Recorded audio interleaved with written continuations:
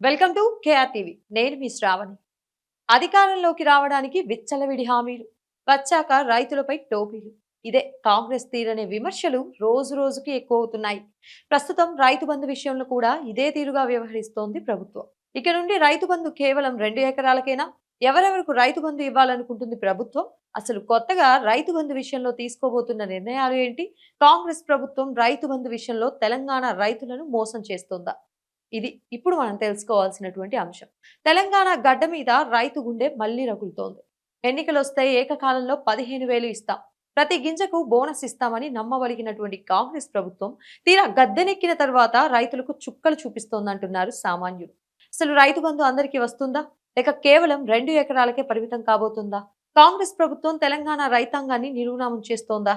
తెలంగాణ రైతు బంధు నిధుల కోసం కోట్లాది మంది రైతులు కళ్ళు కాయలు కాచేలా ఎదురు చూస్తున్నారు. కానీ ప్రభుత్వం మాత్రం కాలయాపన చేస్తూ కొత్త రకం కొర్రీలు పెడుతుంది. అసలు ప్రభుత్వం తీసుకోబోయే కొత్త నిర్ణయాలు ఏంటంటే, ఐటీ చెల్లించే వారికి, ప్రభుత్వ ఉద్యోగులకు, ఇన్కమ్ ట్యాక్స్ కట్టే రైతులకు ఇకపై పెట్టుబడి సాయం బంద్ పెట్టాలని చూస్తున్నారు అనే ఊహాగానాలు వినిపిస్తున్నాయి. గుట్టలు సాగు చేయని భూములకు ఇక నుంచి నో రైతు బందట.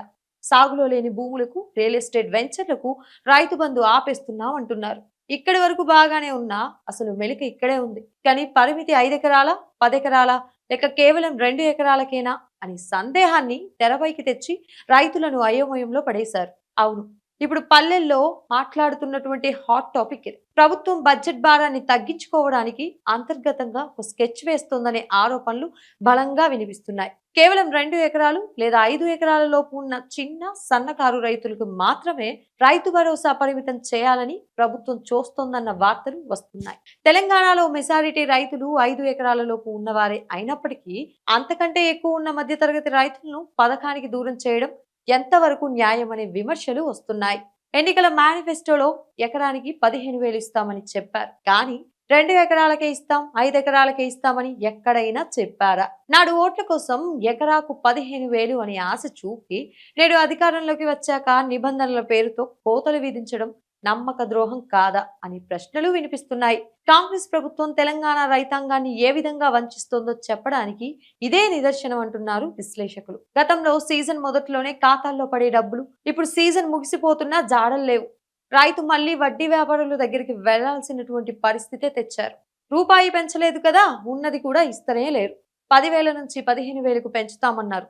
పెంచిన మొత్తాన్ని దేవుడెరుగు. పాత పద్ధతిలో ఇచ్చే 5,000కే 100 నిబంధనలు పెడుతున్నారు. అర్హులను తేల్చే పేరుతో గైడ్ లైన్స్ కమిటీలు వేస్తూ కాలయాపన చేయడం తప్ప రైతుల ఖాతాలో పైసా వేసింది కూడా లేదు.